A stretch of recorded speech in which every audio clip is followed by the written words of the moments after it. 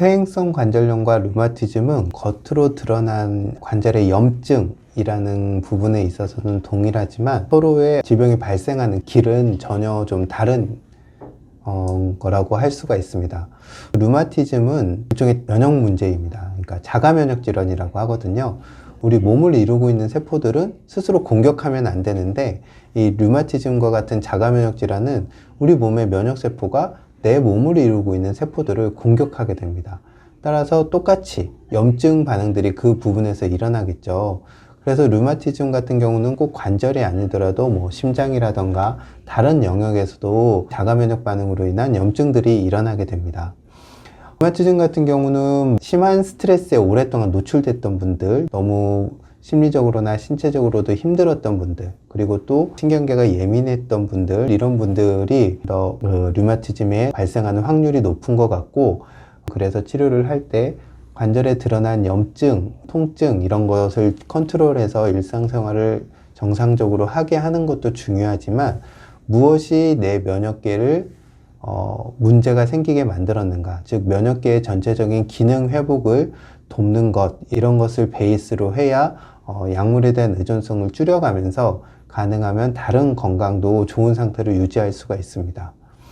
쉽게 생각하면 내 면역계가 나를 공격한다는 것은 이 면역 시스템에 뭔가 혼란이 일어난 거거든요. 그렇다면 단순히 어떤 관절의 통증이라든가 염증뿐만 아니라 다른 신체 기능에도 문제들이 생길 확률이 높다고 할 수가 있습니다. 그래서 류마티즘 관절염이라고 진단을 받고 약물을 복용이라든가 치료를 하기 시작하셨다면 꼭 내 면역력에 문제가 생기게 된 이유가 무엇일까, 이것을 한 번쯤 생각해 보셔야 됩니다. 많은 환자들 같은 경우 제가 앞서 말씀드린 대로 어떤 스트레스의 문제들이 많았고, 그걸로 인해서 어떤 잘못된 식습관, 또 수면 패턴이 흐트러진다던가 그런 것들로 인해 정상적인 신체적 움직임, 좋은 운동들 이런 것들을 못한 경우들이 많았습니다. 따라서 무엇보다 좋은 수면과 제대로 된 영양 섭취 이런 것들을 통해서 내 면역계가 스스로 균형 잡힌 좋은 상태를 회복할 수 있도록 돕는 것이 류마티즘 환자들에 있어서 가장 중요한 요소라고 하겠습니다. 퇴행성 관절염은 말 그대로 관절이 퇴행하는 것, 즉 관절이 나이를 먹는 것이라고 할 수가 있습니다. 우리 몸이 이렇게 10대, 20대 성장기를 거쳐서 30대, 40대에 완만한 유지하는 기간을 지나면 이렇게 중년이라고 불리는 나이에서부터는 천천히 내리막길, 노화의 상태를 겪게 되는데요. 과거와는 다르게 우리가 오래 살게 되었잖아요. 쉽게 생각하면은 지금 기대壽명을 100세 이렇게 잡게 되는데 40대까지는 유지되다가 그것보다 더 긴 60년 동안을 늙는다고 할 수가 있습니다. 그러면 이렇게 늙어가는 과정에서 우리 몸의 각 부분들이 모두 다 노화 현상을 겪게 됩니다. 뼈의 노화에 따른 대표적인 증상들이 바로 골다공증과 같은 증상이겠죠. 그렇기 때문에 퇴행성 관절염을 접근할 때 가장 중요한 건 첫 번째로 전체적인 노화의 속도를 어떻게 하면 늦출까, 이런 거에 초점을 두셔야 됩니다. 따라서 우리가 그러면은 이렇게 줄기세포 주사라던가 이런 특별한 방법을 쓸까? 요즘은 줄기세포 주사도 하고 젊은 사람의 피를 직접적으로 수혈하는 방식도 쓰게 하고 다양한 방식들이 나오고 있죠. 하지만 저는 그런 것들은 좀 부자연스러운 일이라고 생각합니다. 왜냐하면 우리가 태어나고 성장하고 이렇게 하는 것처럼 노화 또한 자연스러운 현상이라고 보기 때문이죠. 따라서 가능하면 내가 생활에서 일상적인 습관들을 통해서 이 노화의 습관의 정도를 완만하게 천천히 일어나게 하는 게 퇴행성 관절염의 가장 중요한 키워드라고 하겠습니다. 제가 환자분들에게 이제 한의원에는 당연히 어르신들이 많이 오시기 때문에 허리, 무릎 이런 부분들의 퇴행 관절들이 진행돼서 많이들 오시거든요. 그러니까 허리 같은 경우는 우리가 흔히 말하는 요추 협착증, 그리고 척추 관절들도 서로 뼈와 뼈가 관절을 이루고 있기 때문에 이 척추 관절의 관절 자체의 어떤 퇴행 변화도 일어나게 됩니다. 그리고 대표적인 것들이 또 무릎 같은 관절이죠. 그래서 무릎을 연골 주사를 맞는다, 그 다음에 인공관절 수술을 한다, 이런 분들이 많은데요. 단기적으로는 도움이 될 수 있겠지만 전체적인 노화의 패턴을 바꾸지는 못합니다. 즉 집이 불이 났을 때 불을 끄는 역할을 하지만 집을 새 집으로 만들어 주진 못하죠. 연골 주사도 마찬가지로 관절낭 안에 주사를 놓게 되는데 그것은 일종의 시간을 버는 것이고요. 수술 같은 경우도 문제가 생긴 관절을 재건하는 역할은 하지만 관절 주변의 상태를 건강하게 해주진 못하기 때문에 그 또한 한계가 있습니다. 따라서 그런 것들을 어쩔 수 없는 상황에 정말 생활의 질이 떨어지고 내가 신체 활동을 할 수 없을 정도로 관절이 망가졌다 한다면 하나의 선택지로 참고는 하시겠지만, 가능하면 내가 가지고 태어난 내 관절을 오랫동안 쓴다, 이런 것들을 기본 관점으로 접근하시면 좋겠습니다. 생활에서 전체적으로 천천히 나이를 먹는다, 이런 것에서 중요한 건 역시 다른 게 없습니다. 먹는 음식, 그 다음에 수면, 그 다음에 적절한 움직임, 이런 것들이 퇴행관절에 있어서도 굉장히 중요합니다. 저는 나이 드신 분들에게, 노인 환자분들에게는 잠을 아기들처럼 많이 주무시라고 말씀을 드립니다. 수면은 내 몸이 문제가 생긴 것을 복구하는 시간이고 재충전하는 시간이거든요. 따라서 아이는 성장하느라 생기는 문제, 성장에 필요한 동력을 얻기 위해서 잠을 많이 자고, 노인은 늙어가면서 생기는 문제를 해결하기 위해서 잠을 많이 자야 됩니다. 그런데 어르신들이 예전부터 나이가 들면 잠이 없어진다, 이런 말씀을 하시는데요. 그건 전체적인 건강의 상태가 잠을 길게 잘 자지 못하는 상태이기 때문에 그런 현상이 생깁니다. 따라서 내가 잠을 제대로 자지 못한다 하면 잠을 제대로 자기 위해서 필요한 치료라든가 생활 방식, 햇볕을 적극적으로 쬐다던가 이런 방식들을 통해서 잠을 충분히 잘 주무시는 게 중요합니다. 두 번째로 퇴행관절에 있어서 식습관에서 중요한 건 몸에 위장관에 무리가 되지 않으면서도 좋은 영양을 공급할 수 있는 음식들이겠죠.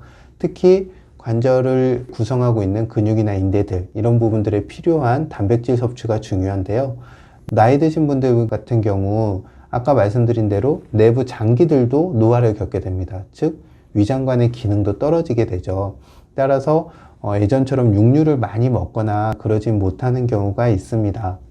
하지만 우리가 꼭 붉은 고기나 육류가 아니더라도 흰살 생선이라던가 좋은 식물성 단백질이라던가 이런 것들을 충분히 잘 섭취하는 것들이 중요하기 때문에 그런 부분들을 섭취하시고, 소화 기능이 떨어지신 분들 같은 경우는, 저 같은 경우는 요즘 나오는 단백질 보충제, 보조식품들, 이런 것들을 권하는 편입니다. 세 번째로는 운동인데요. 역시 퇴행관절이 있는 분들도 몸을 움직여서 순환도 돕고 주변의 근육도 발달을 시켜야 되는데, 무작정 많이 걷는 건 퇴행관절이 있는 분들에게는 좋은 방법은 아닙니다. 그래서 저 같은 경우는 아쿠아로빅처럼 물에서 하는 운동이라든가, 또는 아주 쉽고 마일드하게 하는 가벼운 요가나 필라테스처럼 몸을 정렬하고 코어를 강화할 수 있는 그런 운동들을 권하는 편입니다. 너무 무리하게 운동을 많이 하면 오히려 퇴행관절이 있는 분들은 더 증상이 악화되는 경우도 많기 때문에 운동을 욕심내지는 않으시는 게 좋습니다. 하지만 나에게 맞는 무리 없는 운동을 꾸준히 하는 것은 매우 중요합니다. 그렇게 함으로써 근육이라던가 인대들이 제 기능을 오랫동안 유지할 수 있게 도와주고, 그것 자체의 움직임이 관절의 가동 능력들도 계속 유지해주고 혈행의 순환도 돕기 때문입니다.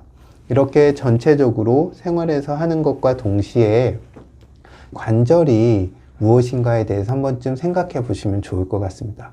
관절은 흔히 뼈라고 생각하지만요, 뼈가 있고 뼈와 뼈 사이에는 이 관절이 부드럽게 작동할 수 있도록 돕는 윤활 역할을 하는 부분도 있고요. 뼈와 뼈를 잡아주는 인대도 있고, 그리고 근육이 뼈에 붙는 건이라든가 움직임을 주도하는 근육들이 같이 구성되어 있습니다. 그리고 근육의 움직임은 결국은 신경의 신호와 그 다음에 혈행의 순환, 그리고 림프를 통한 노폐물의 배출, 이런 것들이 다 함께 복합적으로 이루어집니다. 따라서 퇴행관절염이 있다고 해서 골다공증 약을 먹어야지, 뼈에 좋은 칼슘제를 먹어야지, 이렇게만 접근해서는 절대 좋은 효과를 거둘 수가 없습니다. 근육과 혈액순환과 신경신호와 그 다음에 뼈, 이런 부분들을 다 복합적으로 생각하고 내가 무엇이 문제가 있어서 통증이 생기는지, 어디에서 문제가 있어서 통증이 생기는지, 그래서 무엇을 좀 더 치료하고 생활에서 어떤 식의 생활 패턴을 가져가야 될지, 이런 것들을 전체적으로 생각하고 또 그것을 도와줄 수 있는 주치의분과 상담을 통해서 치료를 하고 관리를 해나가시는 것이 중요합니다. 그리고 마지막으로 허리든 무릎이든 퇴행성 관절이 있는 분들에게 꼭 당부드리고 싶은 게 있는데요. 퇴행성 관절염은 낫는 것이 아니라는 겁니다. 왜냐하면 퇴행이라는 것 자체가 나이를 먹으면서 진행되는 질환이라는 거거든요. 그렇다면 어르신들에게 제가 말씀드리거든요. 어르신이 80인데 제가 어르신의 관절을 20대로 돌려드릴 수 있다면 그건 아마 완치라는 개념이 될 겁니다. 하지만 그 또한 나이를 먹으면 또 나빠지겠죠. 하지만 현대의 어떤 방법도 80대의 관절을 20대로 되돌리는 방법은 없습니다 라고 말씀을 드립니다. 즉 퇴행성 관절염을 치료할 때 기본적으로 생각을 완치가 아니라 잘 관리해 나가는 것, 그리고 내가 일상생활을 하는데 불편함이 없는 수준을 유지하는 것, 이런 쪽으로 초점을 두고 치료를 하시는 것이 좋습니다. 여기에 필요하다면 잠깐 대증 약물들, 진통제와 같은 소염 진통제를 쓰는 것도 저는 괜찮다고 생각합니다. 하지만 그런 약물들에 의존해서는 안 되겠죠. 내가 살다 보면 기복이 있을 때, 좀 더 나쁠 때 약물의 의존성을 가져갈 수 있지만 좋은 상태를 회복하기 위해서 노력을 하고 그러면서 약물을 쓰지 않고 이런 식으로 내 몸을 잘 다스려 가면서 잘 관리하신다면 퇴행성 관절염이 내 인생의 어떤 장애물이 되지는 않을 거라고 생각합니다.